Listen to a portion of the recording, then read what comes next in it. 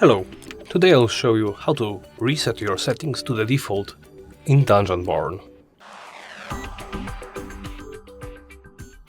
First, you'll want to go and open the main menu. Do so by pressing the escape button on your keyboard or the menu icon in the top left corner.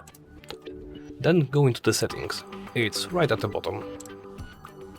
Then, simply go and tap on Restore Defaults. As you can see, it might take a while,